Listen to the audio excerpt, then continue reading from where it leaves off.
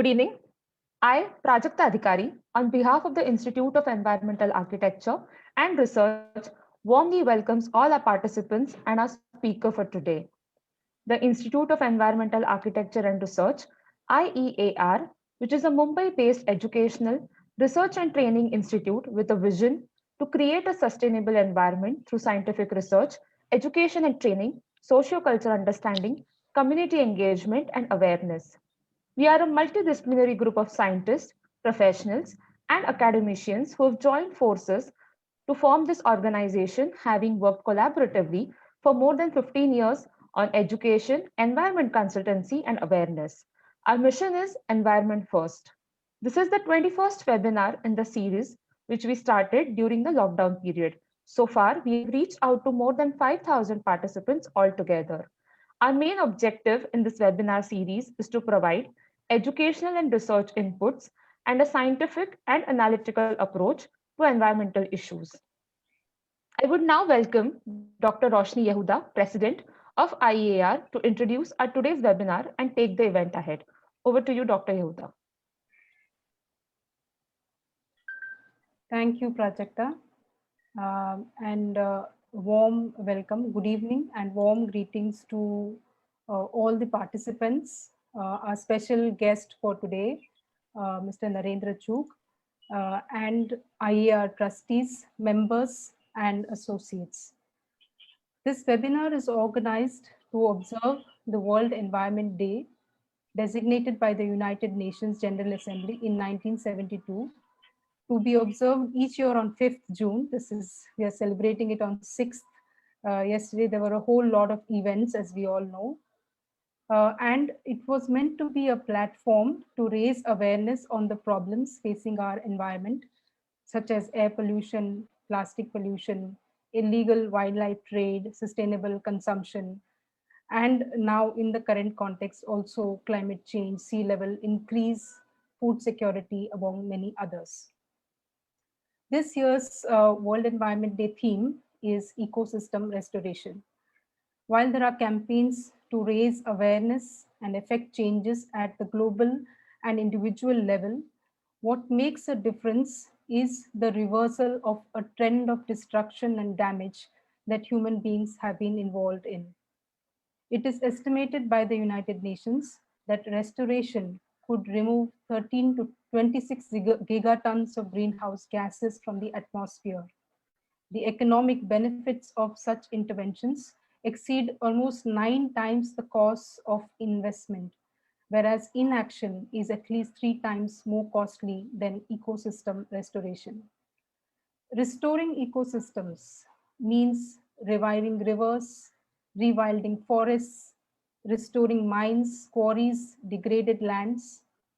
So on this year, we salute, IEAR salutes the eco warriors who have undertaken the task of ecosystem restoration, because more than anything else, it is the one direct action that can make a difference. On this occasion, we would like to pay homage to one of India's foremost environmental activists, Sundarlal Bahugunaji, whom we lost to COVID last month at the age of 94. One of the main leaders of the Chipko movement in northern India in the 1970s, Bahuguna, along with few fellow activists, Chandi Prasad Bhatt, inspired men and women in the Indian Himalayas to embrace and chain themselves to trees to stop loggers from cutting them down. This event brought international attention to the deforestation in the Himalayas, in addition to becoming an important milestone in the fight to secure women's rights. Today, we will hear from our special guest about the story of the Agrani River Restoration Project. And I, as I'm sure all of you, are eagerly looking forward to this story of hope amid so many catastrophes. Before I introduce my speaker of today, I would like to recall our own team's work on the Dahisar River Restoration Project, in which several students and faculty of the master's program of environmental architecture at Rachna Sansad, and also our entire team of the current IER was involved for several years, working with local NGOs the municipal corporation, slum dwellers, and of course citizens of Dahisar. Not much heed was given to this work, and we saw the disastrous results during the deluge of 2005. I can say that this task is not easy, and so we have to admire and appreciate the people who put their lives to reviving rivers. Restoring a river is to restore the environment, restore the biodiversity, restore the ocean, and restore the forest. During our work on the Dahisar River, we were supported by an organization called Jal Biradri, which included our own associate Avinash Kubal, Janak Daftari, and also the founder of Jal Biradri, Rajendra Singh Ji. Our speaker of today, Mr. Narendra Chugh, a very humble personality who has refused to share his detailed bio, is the president of Jal Biradri Pune and has been associated with river restoration work for almost 18 years. He, along with several others, have charted a long journey of restoration of the dry Agrani River basin in Sangli Taluka. While I heard a brief outline of this journey from him, it was very interesting, and I think that it is best heard from his own, from him, the saga of restoration of Agrani River. So I hand it over to you, Mr. Narendra Chugh, to give us the story of restoration. Thank you. Thank you. Thank you very much, President of Institute of Environmental Agriculture, Architecture and Research. And I thank all the organizers for having organized this webinar. This particular Agrani River has been rejuvenated with the Jal Biradri team. Though I am talking, but I am talking on behalf of my large team who have been present on and off with me and kind of supporting me in every way.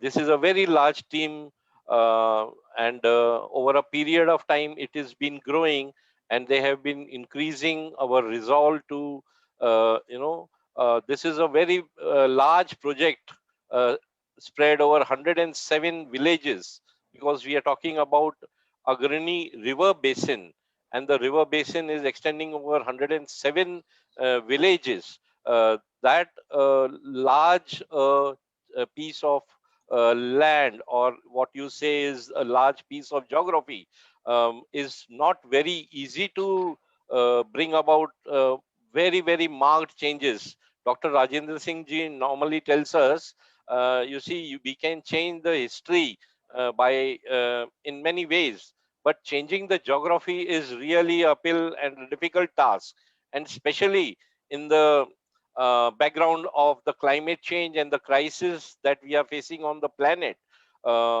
This kind of rejuvenation of a river is a mitigating factor of this climate change. So how we have gone about, and how we have gone about and actually seen this happen on the ground, I would like to share my thoughts on this. And I think this will be a brief presentation, and we would be more interested in the discussion part of it, because it will be easy and it would be kind of very, very rich and enriched thing if we enter into discussions. So on the 49th year of our, as your brochure talked about, the UN had declared 5th June as the Environment Day in the world. And so we are in the 49th year, and this year has specially been earmarked as ecosystem restoration year. And so this topic is, I think, appropriate. But any restoration or any rejuvenation of any aspect of the environment is actually working for the environment. So I will just go briefly through my whole presentation and try to give you a picture of how we went about and how we were motivated by Rajendra Singh and how we went about this particular program. So this river, as the slide suggests, is in the district of Sangli, and the method follows is decentralized, community-driven, and government-supported river basin reform. Over a period of this interaction, I would just highlight this. Uh, there were some principles that we have gleaned from the interactions with Dr. Rajendra Singh ji, and a few of those principles that we followed is uh, three of them are with the physical and technical in a way, because Dr. Rajendra Singh ji told us that though the administrative boundaries are different, there are talukas, there are districts, and there are states, and there are countries, but we cannot divide the river. The river is a one single entity, and unless we see that river as a single entity, we will not be doing justice in any of the restoration or the rejuvenation work. So the first important principle he suggested is there has to be a river basin approach. What does this mean as far as the work on the ground is concerned? Over a period of this discussion, I will go ahead and talk about this. Second thing was, that this has to be done in a decentralized manner. Currently, what we see, any solution that is being propounded by our governments, or we are so accustomed to large projects. So every kind of a solution that is provided is very capital intensive, and the large projects, we are kind of awestruck by any announcement that a large dam has to be built and large amount of storage has to be done, and that storage, because of its volume and all that, they are the solutions. But Dr. Rajendra Singh ji, during his lifetime, engaged the communities, and he tried to make small village units self-sufficient in their water, involving them in this water conservation works. So the second important principle was that this has to be decentralized and community-driven work.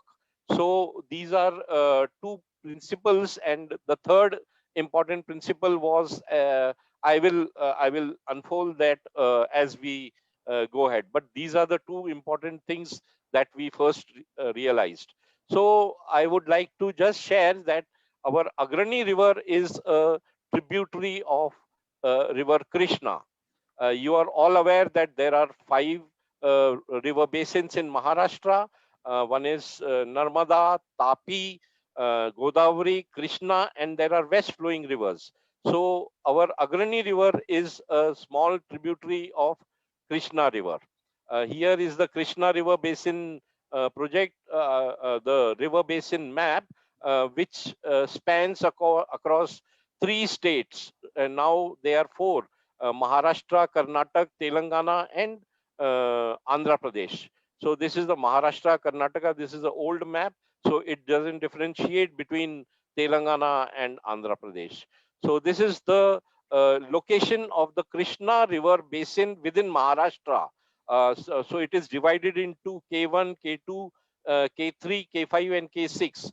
So the K2 basin is the Agrani River Basin.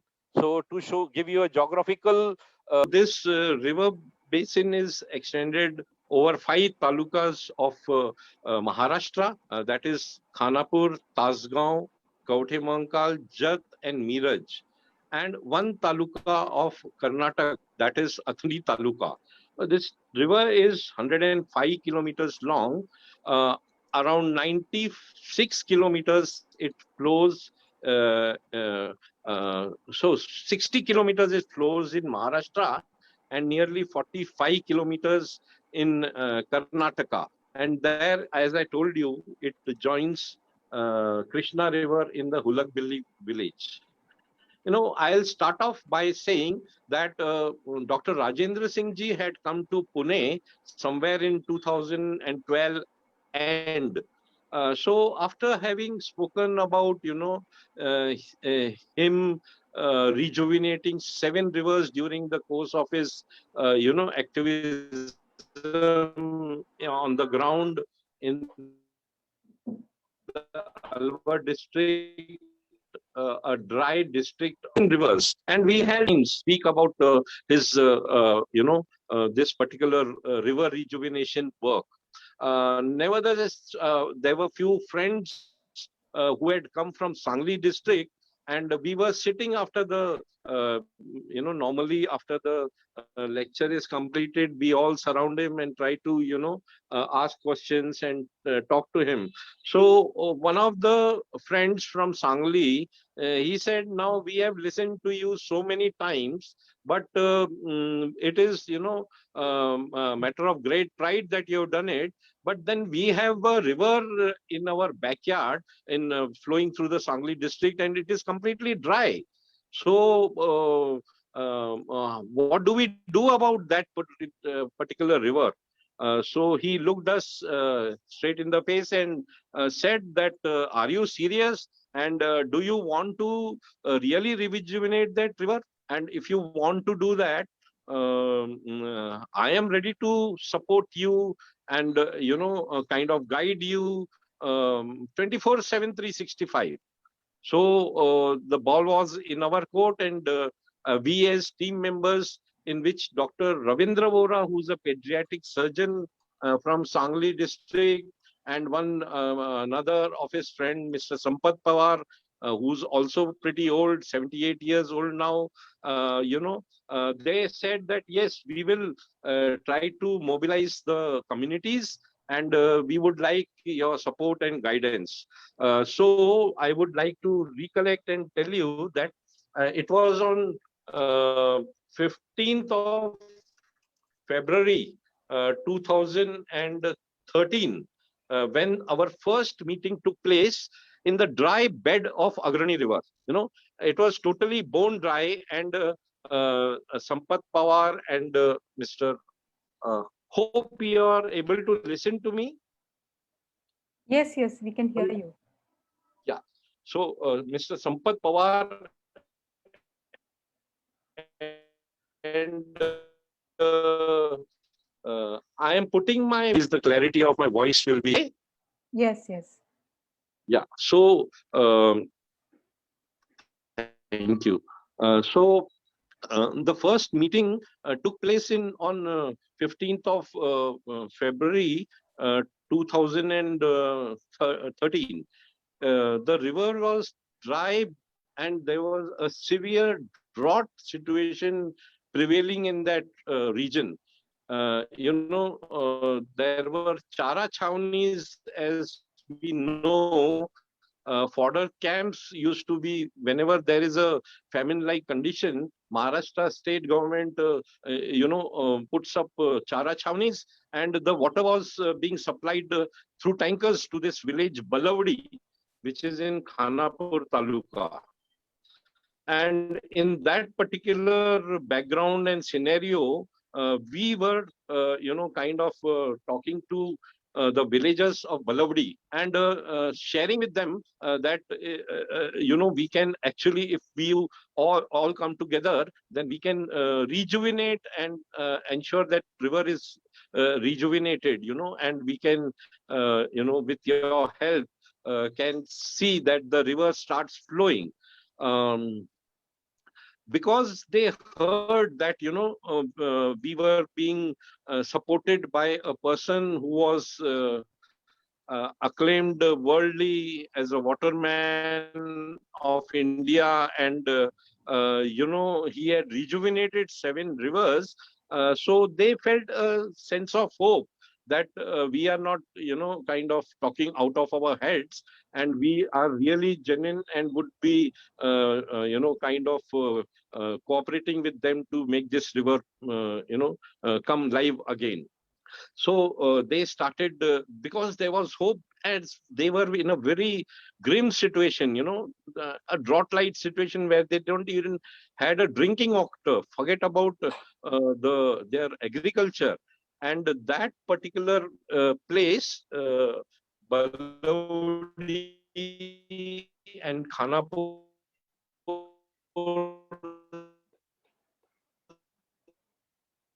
Taluka and Tasgaon are very,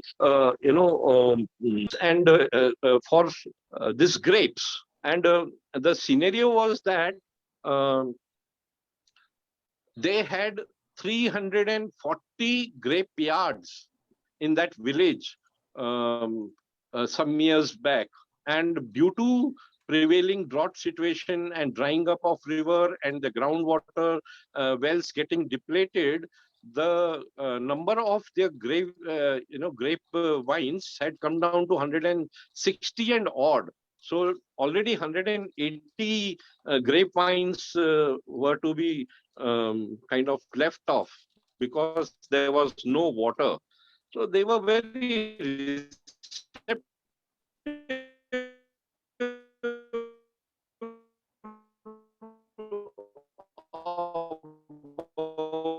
these ideas. And then we started.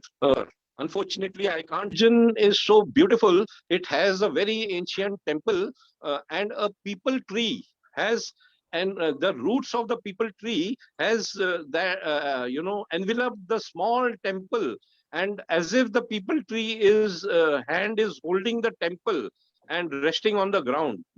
It's so beautiful. I am unable to show you that images. So that's the origin, and it is at 885 meters above sea level. And so 885 meters above sea level is a pretty good height. But as we were, walking in the riverbed along with all the villagers of 3-4 villagers who had come together, and we were walking down the river bed, and talking to them about what is the position and how this river became dry and what are their views, why. Because one important thing that our Mr. doctor Chugh, can we just interrupt and ask you if you can send us your PPT? Is it possible?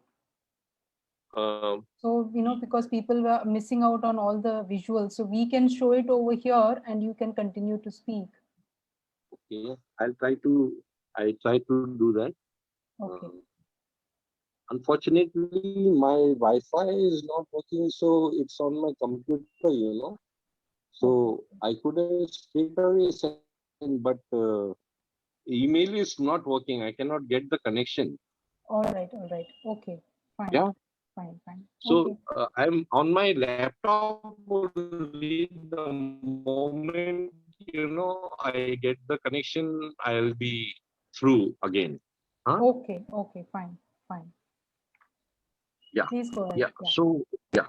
So I was talking about walking into the on the riverbed and talking about the elevation of this river. The origin is at 885 meters above sea level. And as we were moving down the river, we came to know that in 20 kilometers length of the river, there was a fall of nearly 220 meters. From 885, there was a drop of 220 meters in nearly 20 kilometers length. And that is the expanse of Khanapur Taluka. There were around 14 villages in Khanapur Taluka on either side of this river. So we came to know that there was not a single check dam, in the entire length of this 20 kilometers. For last 50, 60 years since independence, these people were, this river did not exist for the government to be said. There was not they never bothered about, this particular geographical, hydrogeological, geographical condition of the river, because it was at higher level. So whenever that it rained, all the water used to flow down the river, and Khanapur Taluka villages, nearly 14 in numbers, were left dry totally after the monsoon, which is very scanty also, because this whole Agrani River basin is in a rain shadow region, and they receive rains only in the return monsoon. So nevertheless, we decided that with the help of, we have a team comprising of retired executive engineer of irrigation department. Then we have a geologist who was a principal in one of the colleges in Sholapur, Mr. Vadak Balkar. And similarly, we had agriculture expert who talks about mixed cropping pattern, similarly on the lines of zero cost farming. He was a colleague of Subhash Palekar. So with this kind of a team, when we moved in the river, they were able to identify around 22 places where a small check dams could be made, very low cost, small check dams could be made. And this is how we shared with the people that these are the locations. In fact, they were able to guide us more. Just we tried to further interpret it with the help of maps that we, sourced from various government, agencies, like the geological map, the map of groundwater recharge zones, showing the groundwater recharge zones maps, and similar, watershed maps, topo sheets. By using all these maps and data with the help of their traditional, kind of a traditional, over the period uh, that they had gained the water conservation knowledge from their ancestors, they were able to suggest where these small check dams need to be built, where, the water storage could be. This was reinforced by the geological inputs received from our team. And this is how together we were able to, finalize these 22 check dams. So we started the work on one of the first check dams, and the people kind of, tried to uh, so we tried to,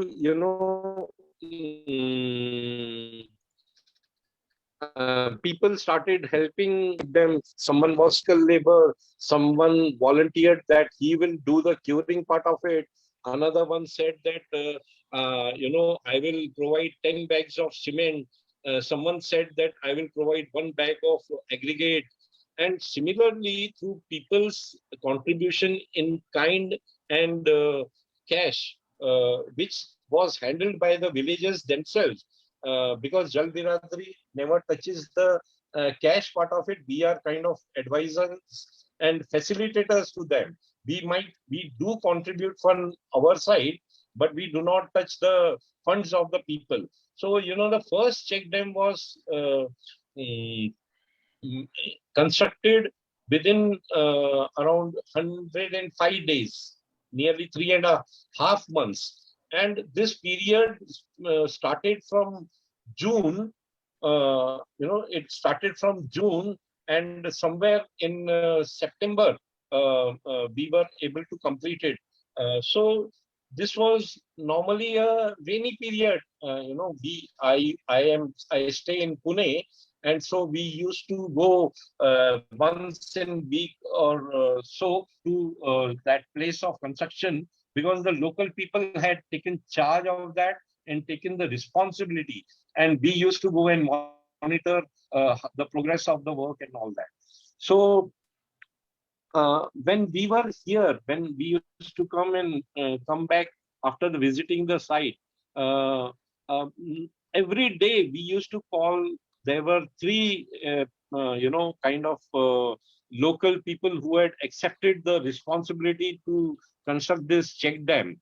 One was Popat Gaikwad, one was Vilas Gaikwad, and one was Parshuram Gaikwad. So we called them whenever we were not there. I called them early in the morning when it started raining in Pune, and I used to inquire because this was a novel experience for us. I used to call them and ask them, "Ki, it is rainy here in Pune. What is the position there?"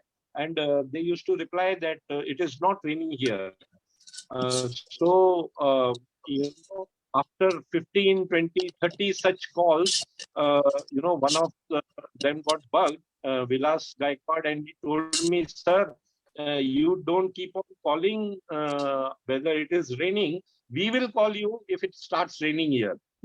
So we did not have the experience that it does not rain there between June and September. It was very, very unusual to know this, but then that was the reality, at least in 2013. On 7th of September 2013, I received a call early in the morning from Vilas Gaikwad, and Vilas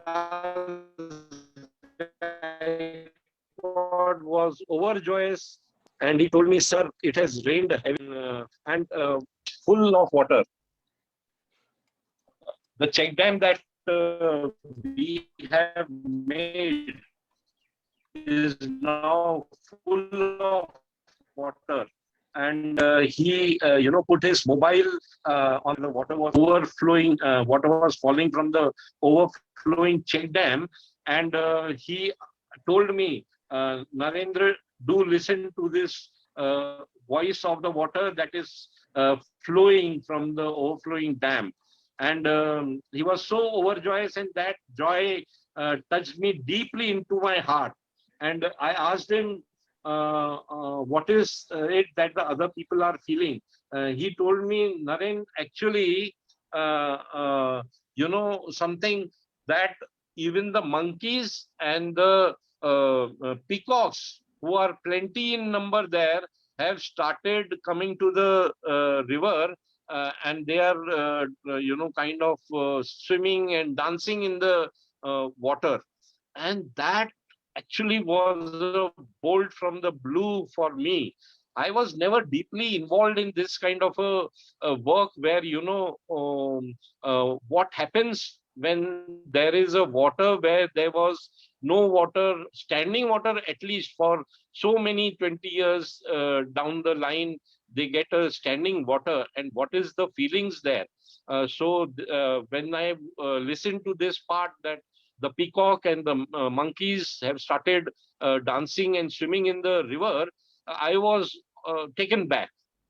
So the first story here, and this, resulted in the downstream villages coming to them and asking them, "How did you go about?" And they started constructing these dams. In this whole process, Dr. Rajendra Singh ji told us that, you do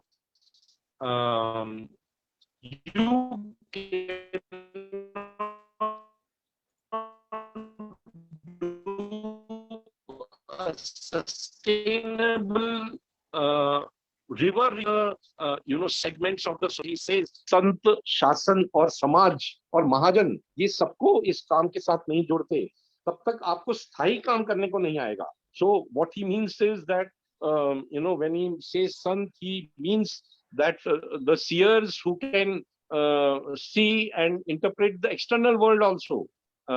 He does speak about the internal, antrik shanti or moksha, but for him, even the scientist, the geologist, the hydrogeologist, the kind of biodiversity experts, or who talk about the riverine ecology, these scientists are also sant for him. So he says that unless you involve these kind of learned and who base their teachings on scientific knowledge, you will be misled in your entire endeavor, and the interventions will not be appropriate. So you have to be taking them on board deliberately. Second is Shasan. So we had the communities with us already, and we were kind of cleaning and learning from the knowledge system that they had, traditional knowledge system that they represented, and the ground realities that they talked about in their villages. We integrated that along with the geological and the hydrological and the civil engineers with us, and also we started interacting with the government. We realized that it's a multi-sectoral, river cannot be a subject matter of one single department. So we insisted, by that time we had a very good rapport with the collector of Sangli district, because he realized that there were many paper reports and press was reporting, and there was news in the televisions that this Balaudi village of Khanapur Taluka has created a check dam, and their water is full, and they believe that they will not face drought in the coming years. So this kind of transformational work was very impressive, and so the collector got in touch. We got in touch with the collector, and he was very eager to upscale this, to replicate this, and so sorry. And so, in the very first meeting, Dr. Rajendra Singh ji was accompanying us. So, in the very first meeting, we told him that this river rejuvenation work is not matter of only constructing small check dams in the river bed, but there are 10 aspects to it. Even the small streams have to be looked after from ridge to valley. The forest has to be rejuvenated. The land use pattern has to be looked at. The cropping pattern has to be looked at.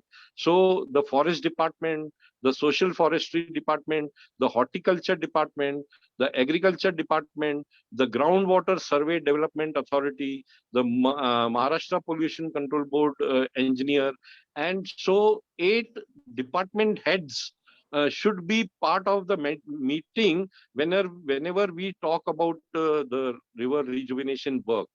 So he was very considerate to appoint way back in 2013 a officer who was specially given the duties of Agrani River Rejuvenation, Basin Rejuvenation project head. He was made project head, and he was coordinating between all these 8 department heads, and we created a DPR along with them. We visited the villages, talked to the villagers about their water problems, and what should be done in the village. There was not a single check dam, as I told you, in this last 8 years. We have now a single naya paisa has been, communities have kind of put in the resources. So 17 check dams have been made by the local community and people's participation, and 40 check dams have been made by the 30 check dams have been made by the government. In all, 47. The important point is that the people who constructed these check dams, the identical check dam of 30 meters width, it cost the government, and the tender was for 26 lakhs. And the people could do that similar work in less than 7 lakhs. So, getting the people on board and doing the water conservation work through people's participation has an added advantage of, they taking the ownership of the work, and they supervising freely, they doing the curing freely, they providing the electric connection, they providing the water connection, whatever are the small helps that they can do. So even if you price everything, we were able to do the whole work at 30% of the cost of what the government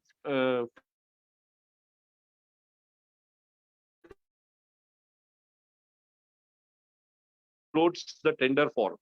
So this was what we found. Now the forest, there is the whole river basin area is 1,38,800 hectares. The whole river basin, and within this 107, this particular river basin extends over 107 villages. Out of these 107 villages, 50 villages have forest areas, and this forest area cumulatively is of 9,000 hectares.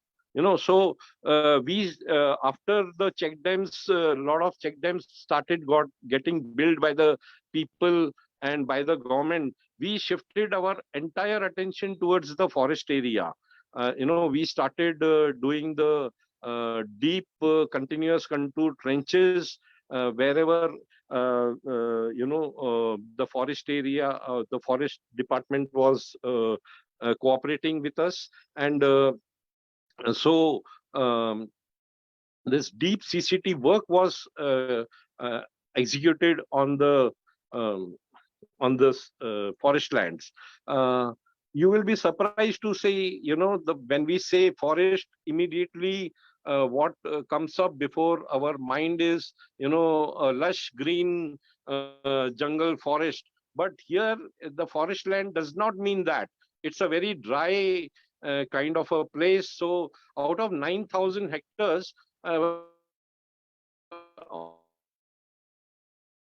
only maybe few, and now after this intervention for 8 years of doing the CCT work, impounding the water in the CCT, making small loose boulder check dams, and various such works, we were able to green the hills that are and the work is underway. It is not, we cannot say that it is fully accomplished, but over a period of now 8-9 years, by involving the agriculture department, by involving various departments, we have been able to kind of coordinate with the projects that they are implementing along with the people's project. So this is how the Agrani River rejuvenation work is going on. And the river, which was totally dry in 2013, you will be surprised to know that in 2021, when we are now in June, and the rains do not start there, as you know, the river is flowing. There is standing water for last since 2017. Now this cannot be entirely because of the check dams and all that, but 2018 and 19 saw 2018, 19 and 2020 there were very good rains in this whole region, and that particular heavy rains, they have helped in recharging the ground water, bringing the groundwater level up, because the withdrawal of water was earlier less, and the recharge of the groundwater was less and the withdrawal was more. But this particular equation has changed over the last 3 years because of the good rains, and historically whatever was overdrawn, I think, has been compensated, and hence the river is now having standing water. Not only the main river, there is a 22-kilometer a large tributary by the name of Mahankali River, which separates Jat Taluka and Kauthe Mahankal Taluka. And that's the dividing line between these two talukas, and there are 7 villages adjacent to along the river. We constructed 5 check dams, and each check dam is nearly, one of the check dam is 71 meters, one is 67 meters, and the smallest one is 45 meters. So the check dams, government never construct any check dam beyond 30 meters width. But we said that if your yardstick does not permit, but we don't believe in any yardstick, because if the river width is more, and we are not constructing very large dams. These check dams are hardly, 1.8 meters above the bed level. So they don't impound they impound the water just around 20% of the rainfall that is received in this region. And they leave the 80% of the water move ahead. And that helps in recharging the groundwater. So a 22-kilometer long Mahankali River, which is a tributary of Agrani River and dividing the Jat and Kautemankal talukas, is also having standing water. And if you Google, you will come to know that Jat and Kautemankal talukas are the most chronic drought-prone areas. And we have done the check dams at places wherever it was necessary. We had to do the widening of the river, and that is because the rivers have been dry over a long period of time. There was tendency amongst the farmers on adjacent banks to encroach on the river land and constrict the river. So as the administration was completely with us, and as well as the people were willing to cooperate, we were able to restore the width of the river to its original, kind of width that was there. I think there is lot many. It is very difficult to compress the entire experience of 8 years, and that too spread over many villages. Roshni ji, I would urge that if we start the discussions, then many other aspects will get covered. Fine. Would you like people to ask the questions, or would you be able to show us some visuals now? Is your Wi-Fi back? Not yet, Roshni ji, not yet. But so then, in that case, what I will request is for the participants to, post any questions. In the meantime, if you get back your Wi-Fi, it would be really nice to see the pictures, because I think. Yeah, I would love to, actually. I would love to. But we could carry on with the discussion if anybody is, interested in any of the questions, or I am already trying to, log in through my Wi-Fi. Let me check out. Yeah. You could ask if there are any questions, or would you like me to continue?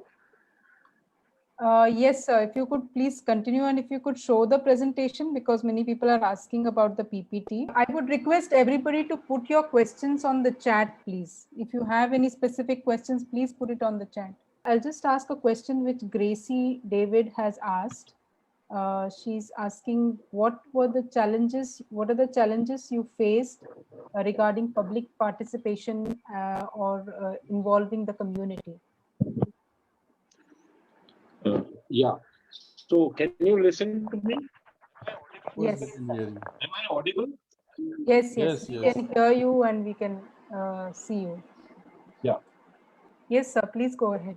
Yeah. As I told you, in our very first meeting, since those villagers had, we started from one of the villages.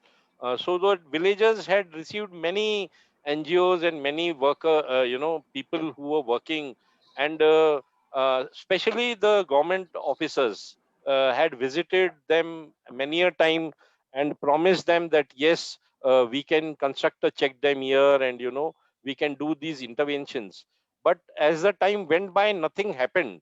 And so they were pretty skeptic about when we reached there, you know. But when we talked about, you know, his Dr. Rajendra Singh ji's experience, and as they knew those local friends that, you know, I talked about, Mr. Sampat Pawar and Dr.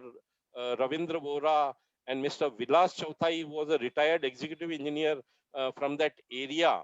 There was a sense of confidence that, you know, we don't have anything to lose, you know, and we will stand to gain only. And these people coming all the way from Sangli, which is around 80 kilometers away, and Pune, which is nearly 250 kilometers away, why should they be interested in doing this? But if they are coming here consistently, walking along the river bed with us, so there was a sense of confidence building. And once the first check dam got built, you know, then it was a different kind of experience for them. I will like to elaborate here. After the first check dam was built, and on 7th of September, we distinctly remember that was the day where, when, you know, Ganpati Sthapna happens, Ganesh Sthapna happens. That was the first day on 7th September of 2013. And the river was full. You know, the Agrani, I mean, river was full means that check dam was full. And that is a very big village of nearly 4,000 people. So they were all very overjoyed and enthusiastic.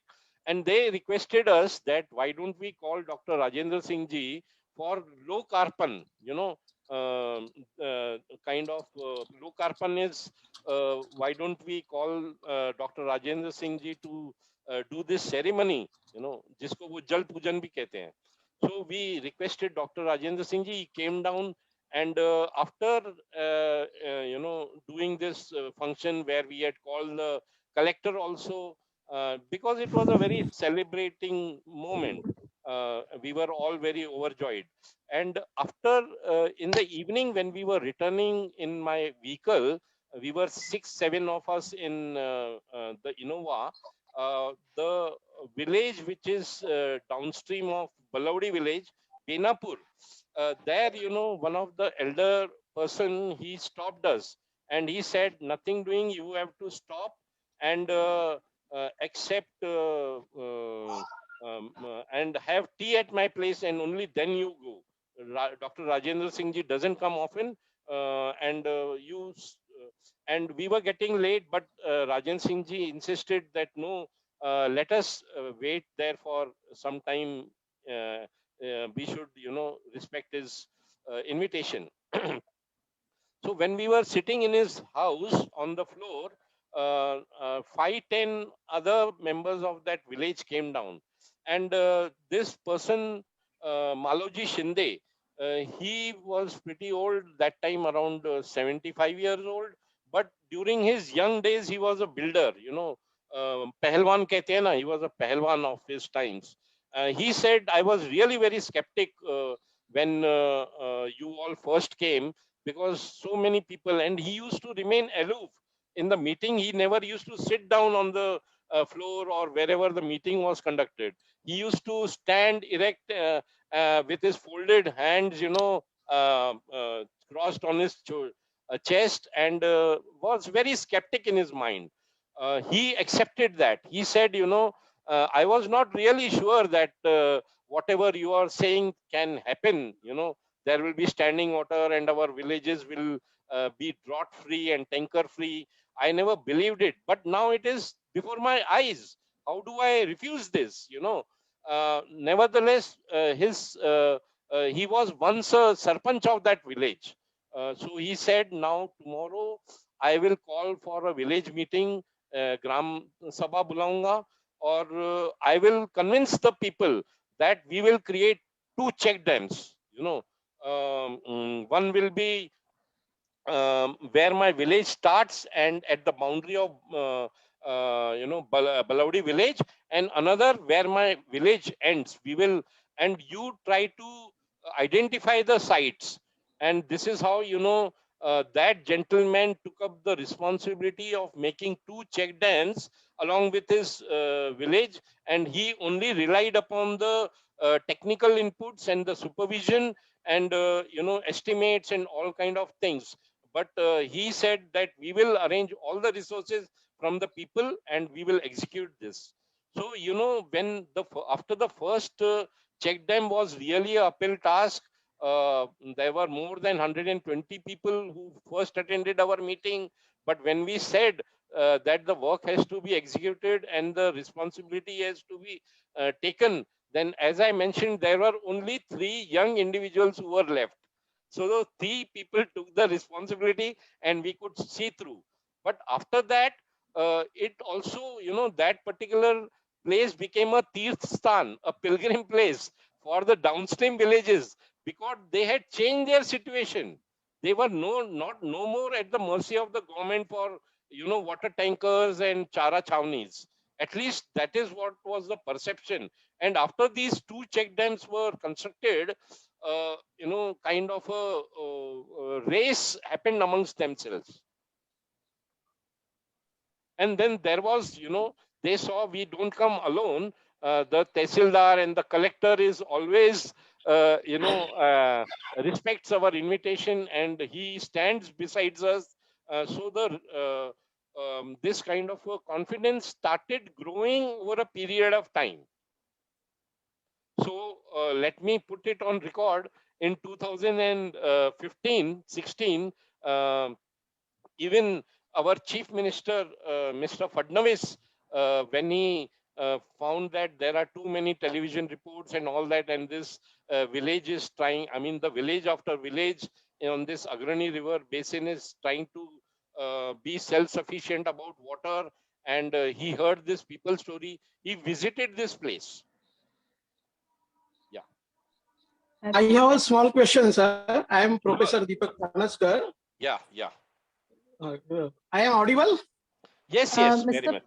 Panaskar, you can ask the question, but we had requested all of the participants to put your questions on the chat box. Okay, I'll ask. In 2019, there were floods in Kolhapur and Sangli area. So whether those floods have hampered your work or destroyed your work which you have carried out, like check dams and other things?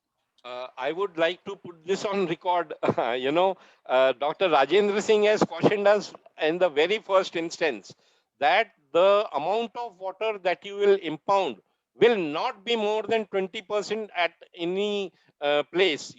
So if Balodi is getting 500 mm of rainfall and it has 1,000 hectares, commensurate with that, the height of the dams will be that much only, and you will be allowing more than 80% to flow.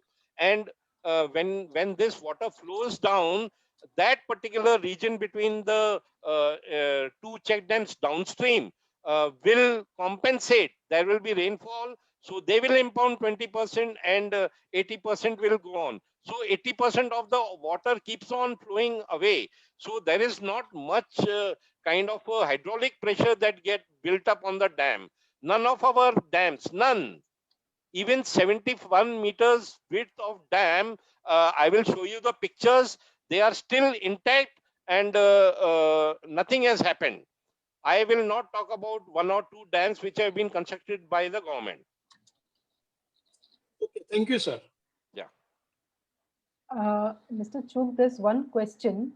Yeah. Because of the Wi-Fi, maybe I couldn't get all of the clear details. So Right. if we have to ask you an overall question about this river, how much time did it take for you to, from completely dry to be able to have a flow in the river? Number one. What are the things that you like apart from the check dams, and you said continuous contour trenches in the forest areas? Was there anything else that was done in terms of technology? And what was the cost of the whole project? Somewhat in brief. I'll just tell you regarding the interventions in the forest about check dams. So we did the deep continuous contour trenches in participation with the forest department. In many villages, like to name Ainwadi, which is the origin of the river.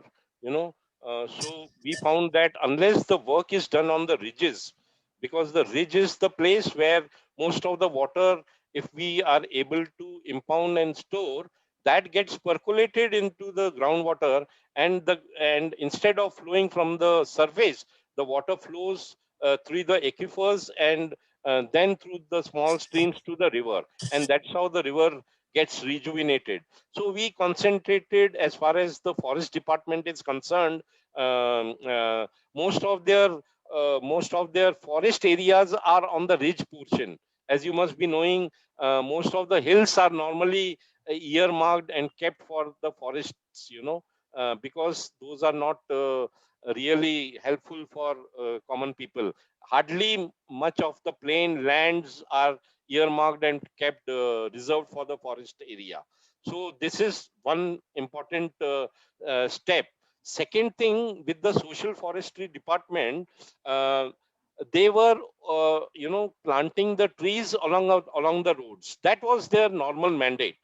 But then we got in conversation with the collector and impressed upon him that the widening of the small tributaries, odas and nalas that we have done, which flow from the ridge to the river, uh, along the sides, to stabilize the bank along the sides of these small streams, the social forestry should take up plantation in large measure.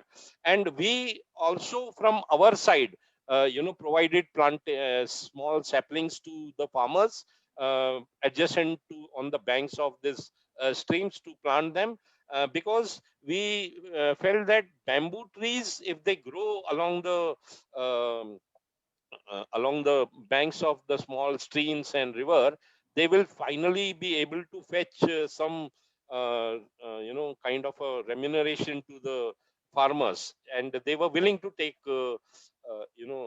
participate in that particular project. One important thing that I would like to make is, we were in touch with the district agriculture officers there, and one of the taluka agriculture officers shared with us that the soil and the climatic conditions in this area are conducive for the growth of kesar mango. And we were then we thought that in coming 5-10 years, if we are able to plant 5 lakh saplings with the help of uh, the villagers participation, then we realize that this kesar mango tree grows within 3 to 4 years and starts yielding fruit, which is worth minimum 5,000 rupees and maximum 9,000 rupees. So what we started distributing these saplings, 5,000, 10,000 per year, we used to identify a village, uh, distribute not more than 1,000 or 2,000 depending on the population, and we made it very clear to these people that not more than 2 saplings will be given to one family. They might plant it either on their farm bunds or near the house and take responsibility. So whenever we distributed these kesar mango saplings, we took their phone numbers and their mobile numbers and their photograph also, that we, when this distribution was happening. The whole idea is to augment their income, even if it is a drought year and they don't get rain. Then if they have 2 trees, they will get at least 10,000 worth of fruit which they might consume in the family, or 10,000 worth of, they can use that money. So we calculated that if we are able to kind of help survive 4 lakh kesar mango saplings over the coming years, then with 5,000, it will be 200 crore rupees pumped into the economy. And the area which is known as world's best grape area, after Nashik, this is the area where the best grapes are found in huge quantity, that can also get augmented with Kesar mango production zone. So this is another important intervention that we are implementing that in those villages. So up to now, maybe around we have been only on our team able to distribute 90,000 Kesar mango saplings, and we keep kind of disseminating this information among our friends and well-wishers that each mango sapling costs somewhere around 50 rupees. We don't give the sapling freely to the to these villagers. Let me put this on record. What we do is ask them to collect 25 rupees at least, because if everything is given free, they don't take much kind of a precaution to or care to make it survive. So we ask the villages to take this 25 rupees, and because we purchase this at large numbers, we get it at 50 rupees. Otherwise, if it is taken in small numbers, in numbers of 5, 10, then the market price is more than 100 rupees. So the villager gets the sapling at 25 rupees, which if he goes to purchase himself, he will have to pay 100 rupees. So this 25 rupees that we collect from the villagers, that is with the village only, and we tell them that you kind of create a competition amongst them, that whoever shows number of saplings, full grown trees, they will be given a X amount of incentive, or they will be further given 3 more saplings or 5 more saplings free. So this is how we keep conducting this program. So I guess one of the most important aspects of your project was the involvement of people and a kind of responsibility that they took. There are a couple of more questions, but I would just request, would it be still possible to run through the slides? I'll try to do that. Okay. Meanwhile, I'll just ask you a few questions. There is Shobit who has asked if, sir, can your model of rejuvenation of river be replicated for other rivers, especially in urban areas? We have been trying on this part of it in Pune. There is a small river which is 19 kilometers, known as Ramnadi River, and Kirloskar group is supporting this initiative. And Ramnadi River, it was in the development plan. The local government had already declared that as a Nala, Ram Nala. So the first fight was to win back the river status for that river, which we came together and we were able to get that done.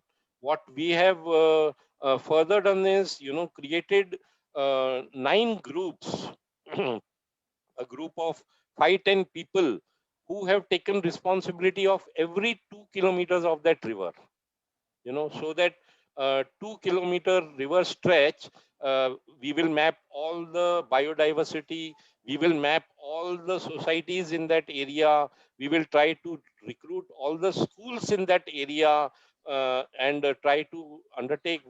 I have 1 or 2 of my colleagues who can speak much more eloquently about this Ramnadi restoration project. It is going on for last 3-4 years. We have not only kind of do this kind of इसको कहते हैं कि रचना का काम, लेकिन हम लोग संघर्ष का भी काम करते हैं साथ साथ में. वो संघर्ष का काम इसलिए कह रहा हूं क्योंकि we have filed a case in the court in NGT about encroachments on the river. There were so many encroachments on the river, and the river, which was maybe 20 meters, 30 meters wide at places, that has been heavily encroached. And there was no other method except to approach the court. And I am happy to tell you that the courts were sensitive enough in our case, and they have ordered collector and the local bodies to initiate, first form a committee, identify and start initiating action against these encroachers.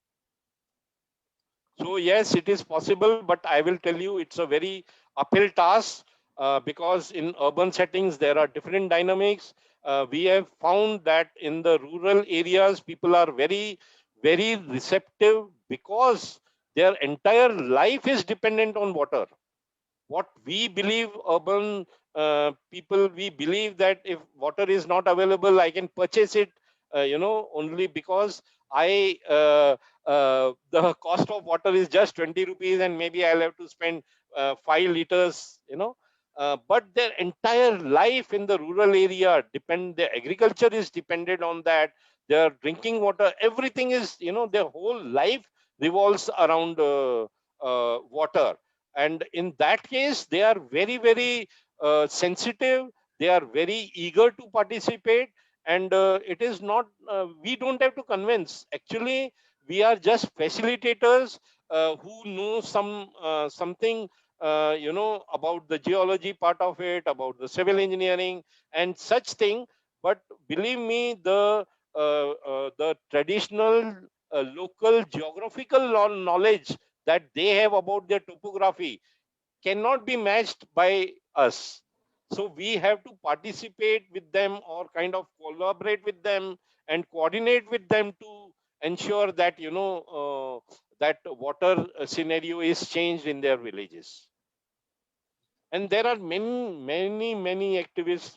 We are currently conducting district wise webinars. Today we had a webinar on Washim, in Washim district, and I can vouch for this that there are gems working in the field of water, agriculture, water conservation, agriculture, forest rejuvenation, biodiversity protection, and you can name, and you will find many people. We have to just collaborate and start doing action on the ground. Yeah. I think you mentioned the name of Professor Vadak Balkar.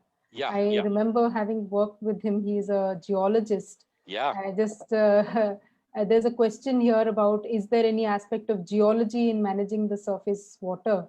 So that was one question, and one question by that was by Abhay Varade, and Dr. Vasudha Pant has also asked about how many check dams were constructed on the length on 22 kilometers and will it work in the hill area also to construct check dams? Here, actually, Vadak Balkar helped us a much in ensuring the geological locations of these check dams. Another important person was a colleague of Dr. Rajendra Singh ji, who works with him in his ashram, and he has equal experience like Dr. Rajendra Singh ji to, they can see the vegetation and they can understand what is the depth of the rock and similar thing, and what kind of cracks or what kind of fissures are there below the ground, and whether the water would percolate there. So our main thrust is not on the impounding the surface water or the rainwater on the surface. The whole idea is, Dr. Rajendra Singh ji says कि जहाँ पानी दौड़ता है वहाँ उसे चलना सिखाओ, जहाँ चलता है वहाँ उसे रेंगना सिखाओ, जहाँ वो रेंगता है उसे रुका कर धरती के पेट में डाल दो, ताकि सूरज उसकी चोरी नहीं करेगा और फिर अपने बुरे समय में मर्यादित होके उसका सदुपयोग करें. This one single sentence for me compresses all the knowledge that is required for water conservation. One single sentence, because if we are able to slow the flow, because during the rainy season, the runoff of water is so fast. As I told you that this river has its origin at 885 meters above sea level. And within first 22 kilometers, there is a drop of 220 meters. So you can imagine in a small stretch, the entire water runs off. So what we did is there were 17 sites which were identified geologically, and with the help of Mr. Kanaya, who was a colleague of Dr. Rajendra Singh ji. So 7 out of these 17 were built by the people, and 10 by the government officers. And on the tributary that I spoke of Mahakali River, 10 check dams have been built, 5 on the main river and 5 on its small tributaries. So in all, 17 by the people's participation, and 30 by the government officers. Yeah. Wow. There is a question here, sir, while you continue to try and show us the presentation, because we are trying to see some visuals. I am desperately trying to do that. Yeah. There is a question from Sankalp Foundation about the financial management of the entire project. Okay. So when I am trying to talk, I am not able to concentrate. No, I think, sir, you may take some time to just show us your slides. Okay. So first I will try to concentrate, Yes, and yes. find that out. Okay? Please allow me that. Yes.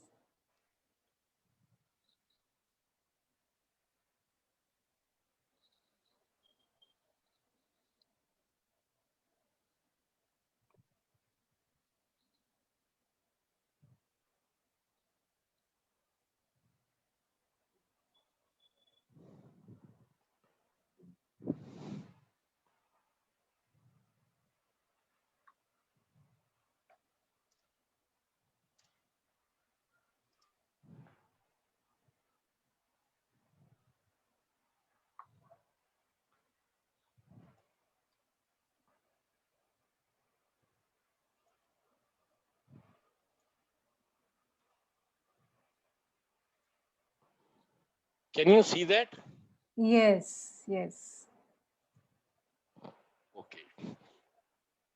So I will run through this. Yes. I think I showed these, Yes. This is Krishna River basin, Krishna River's tributaries, and this 1, 2, 3, 4, 5. These are the talukas through which this river basin extends. Okay, so these are the 15 villages which fall in this Khanapur taluka. There are more than 80 villages, but these are the only 15 villages which fall within the river basin, Agrani River Basin. So I have kind of cut them off from the main map of Khanapur taluka. So this is Tasgaon taluka, 14 villages. Then 45 villages of Kote Mankal taluka, and then 20 villages of the Jat village, and 13 villages of Miraj villages. So this is how, this is a line drawn by me, okay? Because what I did is cut those villages from the main map, put them together, and then I have drawn this line. So this is how the Agrani River moves, okay? This is a small, rough sketch. This is the proper Agrani River Basin. It has 7 watersheds, okay? 36, 37, 38, 39, 51, 52, and 53.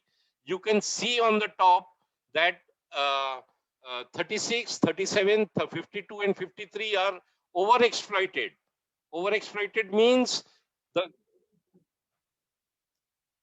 overexploited means the groundwater is totally depleted, and there is no groundwater, and very less groundwater. KR39 is critical, and KR38 is semi-critical.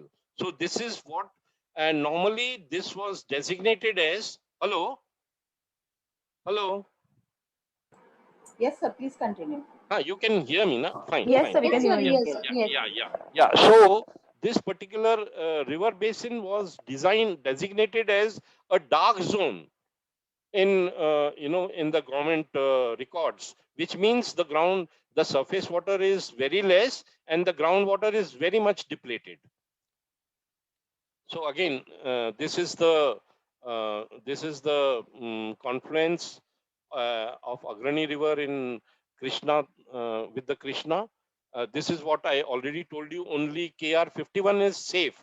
All other are semi-critical, critical, and overexploited watersheds. So I have, further, we had further kind of dissected this particular watershed into micro micro watersheds. So this particular watershed has 11 micro watersheds. Then each micro watershed has several, one, two, maximum sometimes four villages. So what we try to do is take a micro level watershed and do the water conservation work intensively in those villages. So these are the watersheds. I will skip through these very fast so that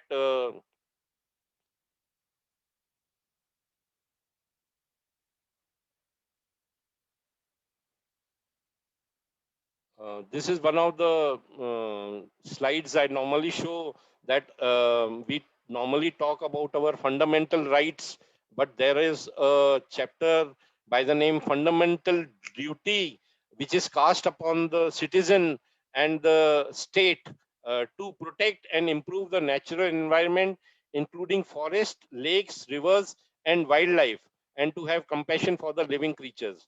So it is not only that we are doing some kind of a social work or all that. It is a duty cast upon each one of us to take care of our ecosystem and get into the rejuvenation of the works.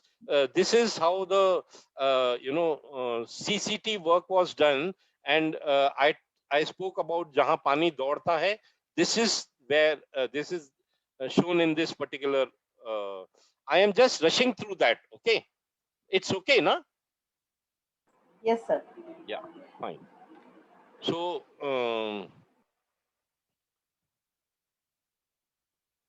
so as I told you that when we went on this Agrani River Basin rejuvenation, there were 10 steps.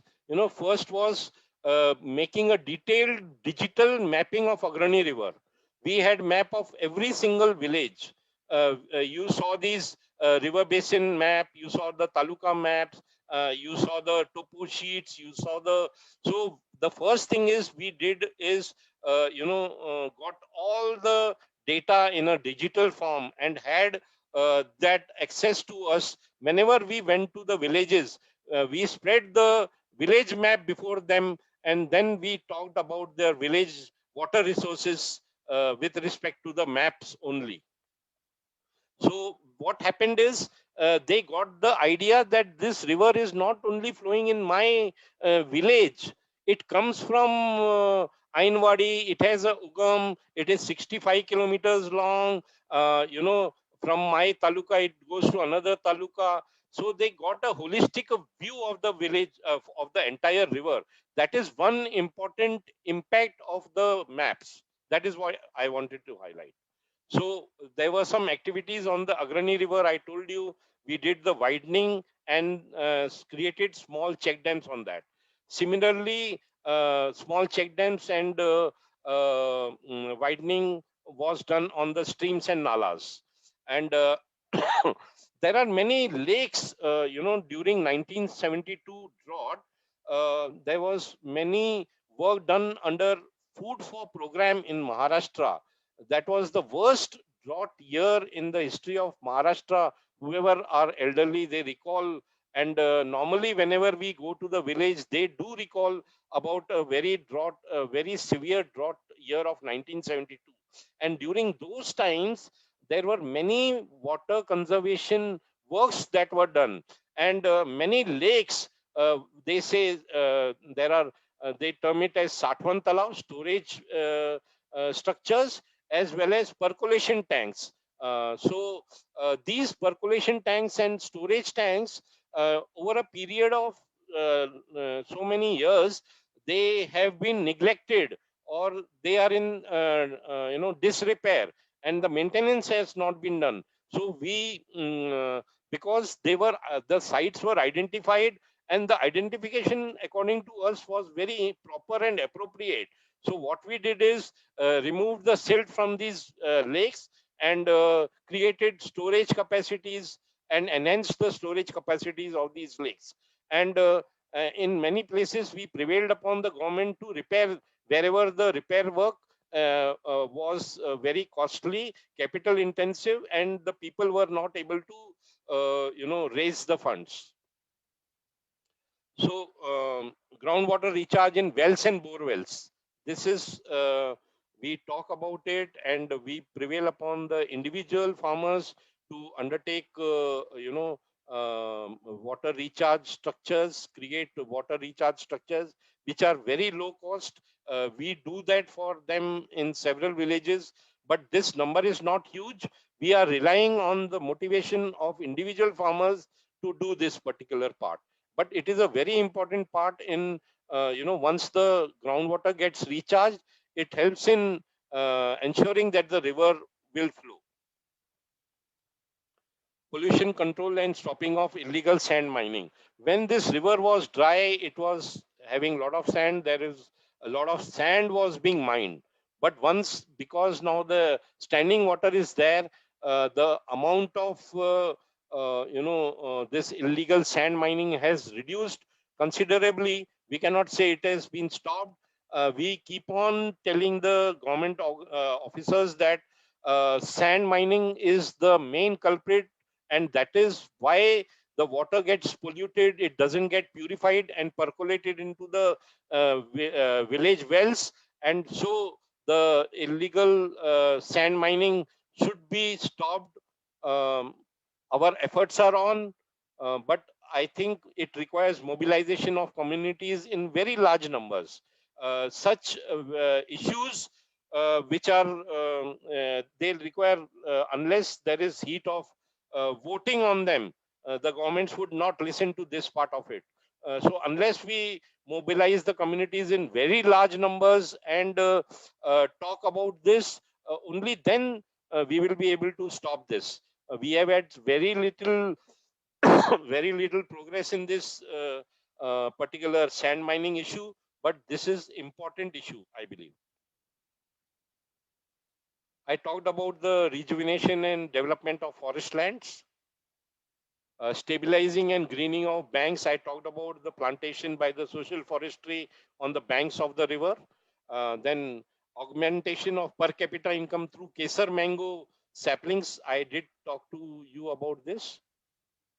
And then Subhash Palekarji visited, and he has taken several workshops of seven days in all these talukas to propagate organic farming, to propagate mixed farming, and to propagate zero cost farming, the concept he stands for. And he has been able to win over many individual youngsters, especially, to switch over to this technique. I was talking about the origin, and this is how that origin, and you can see the engulfing of a small mandir by the roots of this huge banyan tree. Beautiful. This is the Google map of the river. You see, this is the 886 meters above sea level, and then it is 715 at the Siddewadi Lake, and here somewhere at when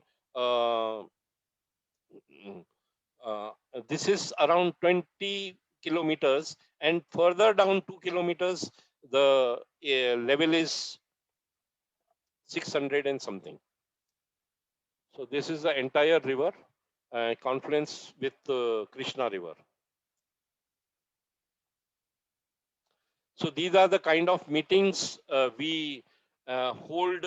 You can see in the first left picture, Dr. Rajendra Singh talking with the officers there in one of the guest houses in Khanapur. Then our meeting at the Tasgaon Tehsil, where all the government officers were called. This is the meeting at Ranjani village, one of the villages.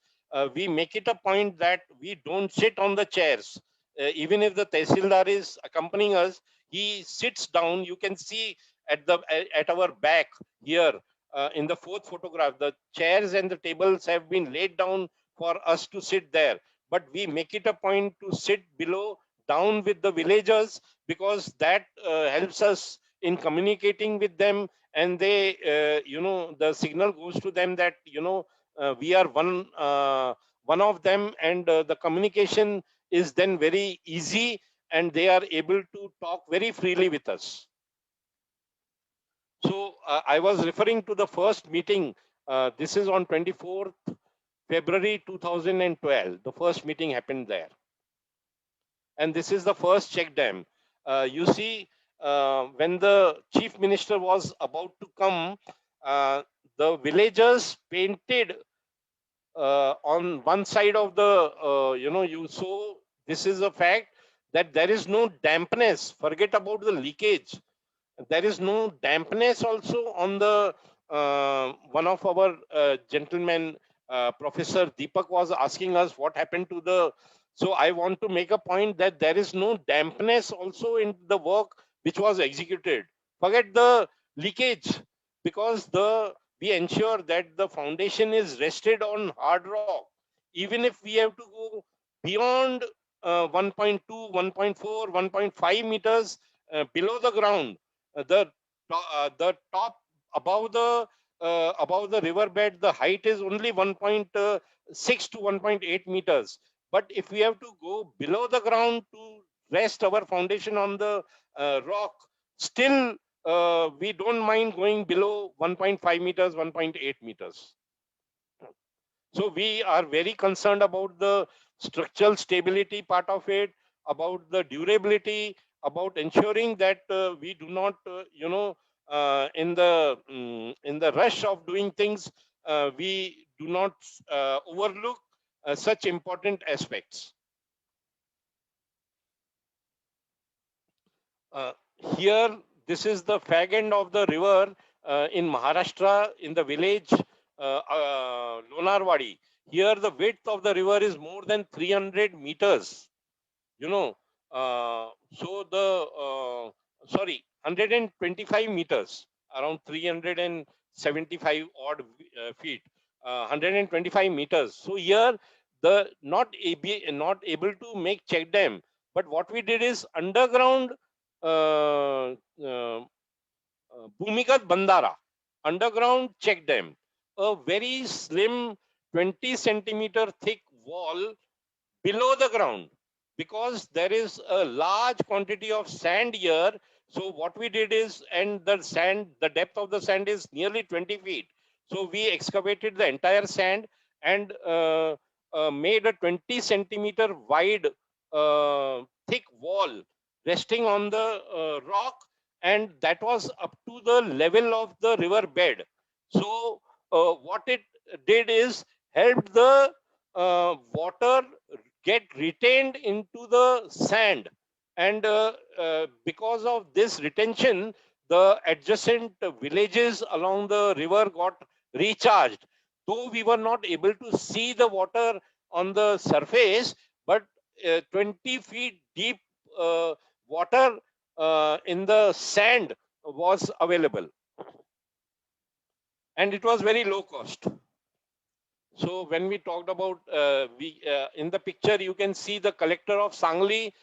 This is in Karnataka district. The Sangli collector is there because he wanted to interact with the collector of Belgaum and ensure that the part of Agrani river in the Belgaum district is also rejuvenated. So this meeting happened in one of the temples. The temple hosted this meeting to ensure that there is a large participation of the people, and the collector of Belgaum also participated with the Sangli collector in this meeting. This is the widening of the river that was done, and on the left side photo you can see wherever there is sand, we do not touch the sand, but wherever the silt is there on the river, this is in one of the streams, or the left hand photo is on the streams, and the right hand photograph is of the Agrani river. So this is before starting the work and after the widening of the Nala is done. So these are the lakes. This was a lake in And this particular gentleman in the third picture, which is standing alone in the water, he is a sarpanch of this Kojanwadi village in Jat Taluka. He contributed 60,000 rupees from his own pocket, and he said that let us do the desiltation work, and after the rains, this is what was the scenario, and he was overjoyed and sharing this with Dr. Rajendra Singh ji when he visited in Kojanwadi village. I talked about the wells recharge. So this is the picture. This is the distribution of Kesar mango saplings. You can see in the photograph, we just give only 2 and maximum 5 at to farmer who insists that he has capacity to take care of 5 saplings. This is the desilting of one of the lakes. What we do is prevail upon the villagers to bring their tractors and take away this fertile soil and spread it in the fallow lands. What we believe is there are so many barren and fallow lands in that area, and the owners of that land work as landless laborers with the farmers, just because their land does not have any fertile soil. So the fertile soil recovered from these desiltation work of the lakes and streams is spread on that particular barren and infertile land, and the fertility of that land is increased, and the farmer which was working as a landless laborer in others farm can now till his own land. So in this photograph, you can see the district forest officer inaugurating one of the deep CCT works. The students of the college, after this work and before the monsoon, they are planting the tamarind seeds in this particular CCT. The water will get impounded here, so there will be a lot of moisture in the trench, and on top of the trench these seeds are being planted. And today we can see this was somewhere in 2017, and today we can see small saplings which have sprouted out of these seeds. So this was in one of the villages of Dongar Soni, where the CCT village and the school teacher had brought all the students to do the plantation. This is our friend Suresh Desai, who's a colleague of Subhash Palekar. Subhash Palekar is being, you can see him in the left-hand picture, and Suresh Desai is his colleague. He propagates and gives presentation to the villagers in these Agrani River Basin villages. He gives them the presentation of mixed farming technique. You can see turmeric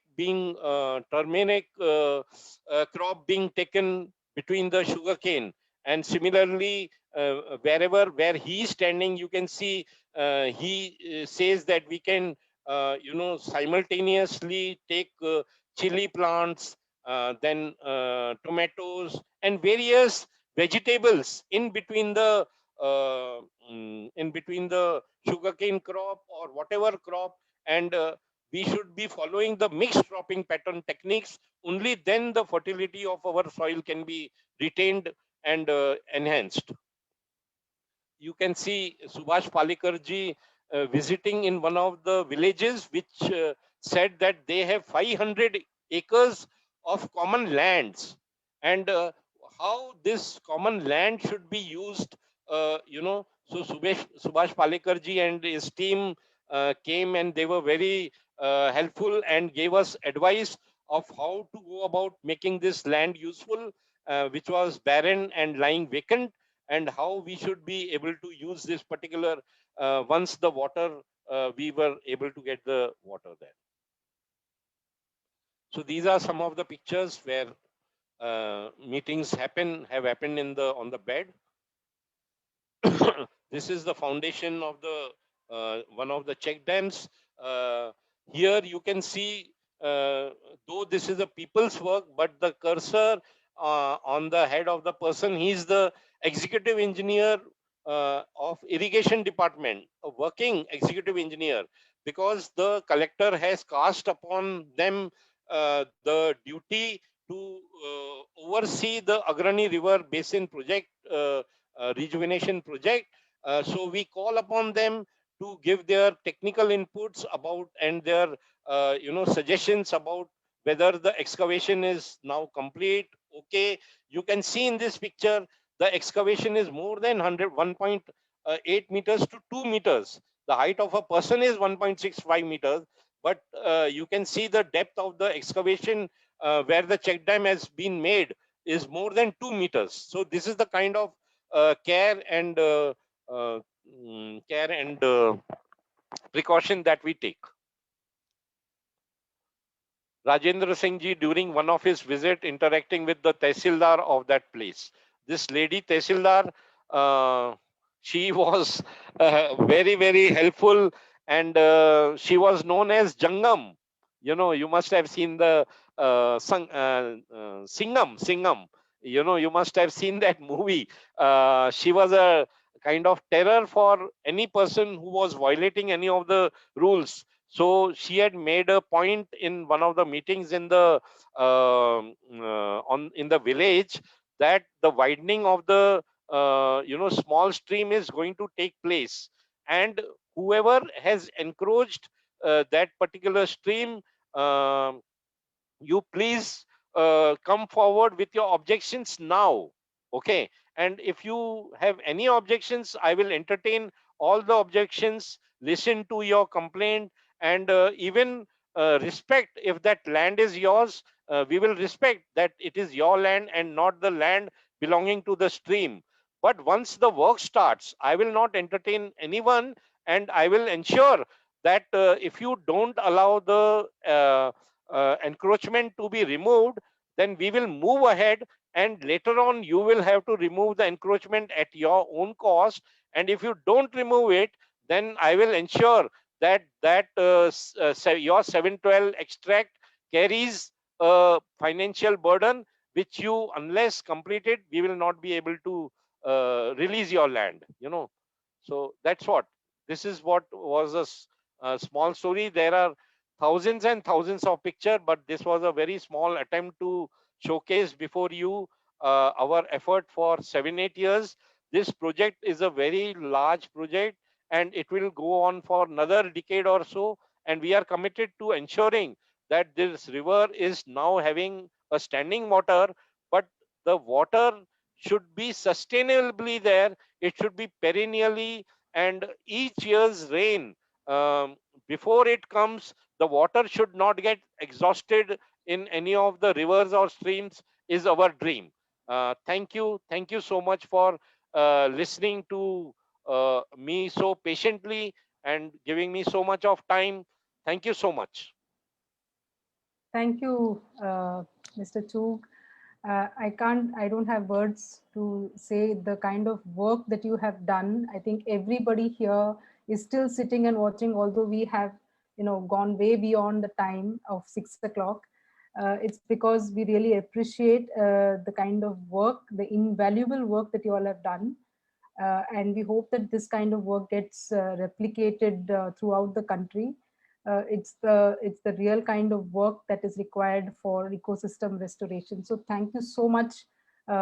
Despite all the glitches of the Wi-Fi, etc., we still managed to see those pictures, and that made a lot of difference. I mean, of course, what you said before also was clear, but seeing things was believing. So it's really nice to see those pictures. So I would like to conclude, because I think most of the questions we took them before, and most of them are, in appreciation of the work that you have done.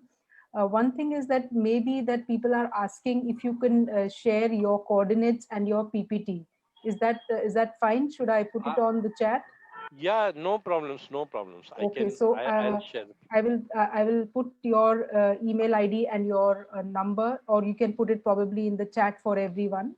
And if you share the PPT, we can share it with the participants. I will do that. I will do that. Thank you so much. In conclusion, I would like to just repeat what Mr. Chugh started with. When he started his presentation, he said that Mr. Rajendra Singh ji had said that the river, we have to look at the river as one single entity and not as something with a lot of political boundaries and so on. So that's how they have been able to achieve this, miraculous project. And of course, the decentralized community-driven aspect is also very, very important. Unless we have people and the government involved, I still remember Rajendra Singh ji's five-finger approach to any kind of a project. There are different kinds of people, and how we need to, get them involved in any kind of a social or environmental project. So this is very, very interesting and extremely, really hats off to you and your team, and wishing you all the best. And we hope that we can also join in your work. I will just invite everyone to, if when the times permit, we are in the COVID, under the shadow of COVID, whenever the time permits, you are also well endowed an environment as well as architectural, faculty and research scientists. I would urge you all to just visit that place, give your suggestions, how we could, upscale it, how we could further refine that particular work. It's a joint work. I strongly believe all such works have to be a very, very big teamwork. Unless, large communities of scientists, large communities of learned people, large communities of groundwork, volunteers come together, there's a need of the hour to restore the ecosystems. Thank you so much. Thank you once again, and I am honored to be in this August gathering. Thank you very much, sir. Thank you. So we definitely look forward to coming and visiting this place. In the meantime, I hand over to Prajakta to take the program further. Thank you, Dr. Roshni. I would now like to invite Architect Manoj Paralkar, Trustee, IER, for a special announcement. Hello, hi. I'm audible? Yes, yes. Yes, Manoj, yes.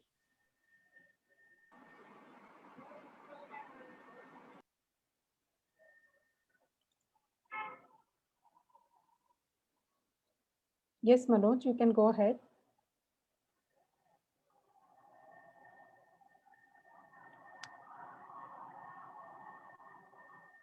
Hello?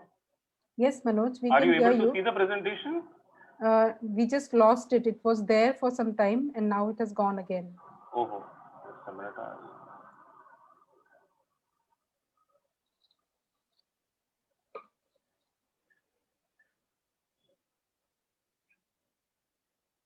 Are you able to see the presentation? Yes.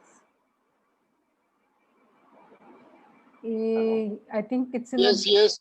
Yes, we can see it, but it's in a different mode. It's in a.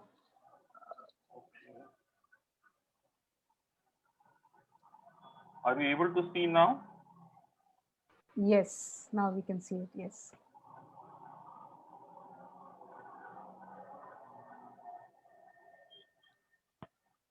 You can put it on the slide. Yeah. Are you able to see it now? Yes, yes. Yeah. So, good evening to all. Thank you for the opportunity to unveil the short-term courses. I will not take much of time. So, Institute of Environmental Architecture and Research is proud to launch short-term courses. This is in response to the, overwhelming,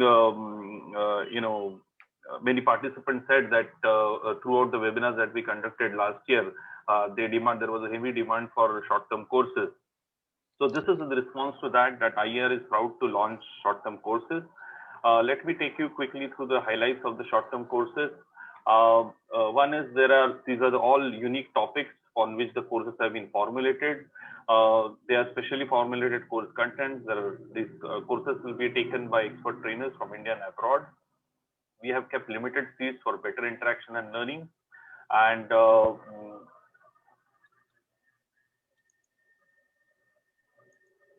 there will be nominal course fees, free course material for easy referencing. Courses will be open to all. There is high applicability about the course contents, easy to learn course contents, doable assignments for deeper understanding, and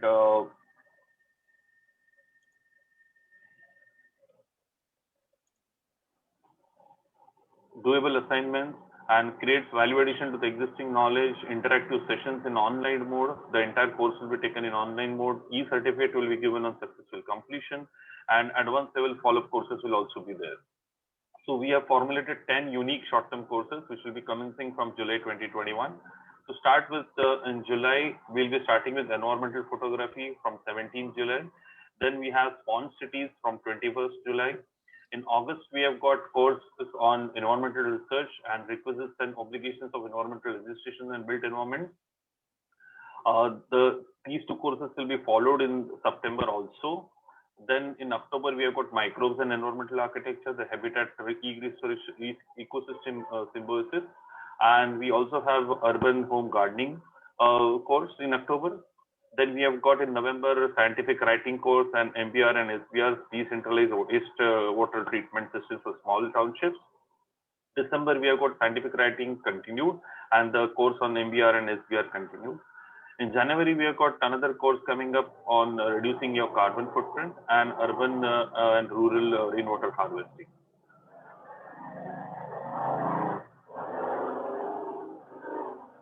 So taking you on the courses in slightly more detail, the first course, that is on environmental photography, will be conducted by trainer architect Rathod starting from 17th July, as I told. It will be 8-week course, Saturdays and Sundays, 9 to 12.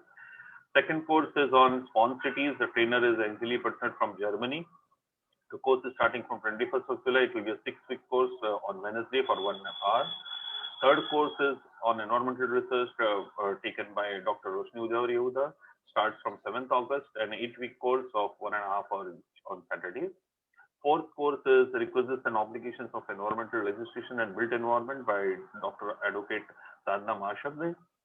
And this also starts on 7th of August. It will be a 5-week course on Saturdays for 2 hours. Fifth course is Microbes and Environmental Architecture, the Habitat Ecosystem Symbiosis by Dr. Shashidhar Kashyap. Starts on 2nd October, 6-week course, only on Saturdays, 1.5 hours. Sixth course is Urban Home Gardening, Design, Maintenance and Biodiversity. Trainers will be Dr. Roshni Udhavar Yehuda and Mr. Avinash Kubal. Starts from 7th October, 4-week course on Saturdays for 1.5 hours. Seventh course is on scientific writing by again Dr. Roshni Udhavar Yehuda. Starts from 13th of November, 6-week course on Saturdays for 1.5 hours. Eighth is MBR and SBR decentralized wastewater treatment systems for small townships. Trainer is Dr. Shashidhar Kashyap. Starts from 13th November. Again a 6-week course on Saturdays for 1.5 hours.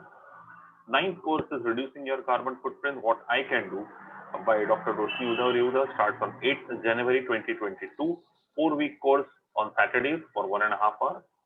10th course is Urban and Rural Rainwater Harvesting, Conception, Commissioning, Conservation by Dr. Shashidhar Kashyap. Starts on 8th January 2022, 8-week course on Saturdays, 1.5 hours. The registration links for all the short-term courses will be shared soon, and I think all of you should take benefit of this.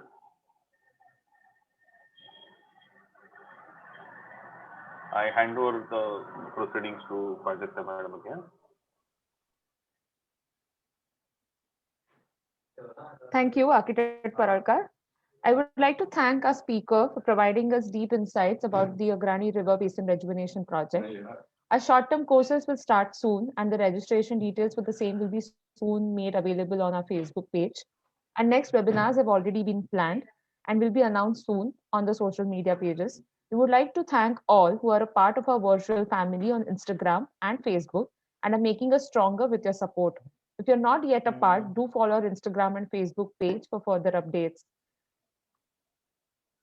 Also subscribe to YouTube page and do check our past webinars. We have covered more than 20 webinars till now on varied topics. We would also be soon announcing the other long-term courses and the on-site webinars that we'll have soon as the pandemic is gone and we are back to our normal routines. So thank you all for joining today. Take care and stay safe. Bye. Just one last word. Actually, I want to thank Mr. Sanjay Gupta and Mr. Nagesh Vyas from Alliance for Rivers for inviting all their members and joining for this program. Thank you again. Thank you. Bye. Thank you, madam. Thank you. Thank you. Thank you. Right.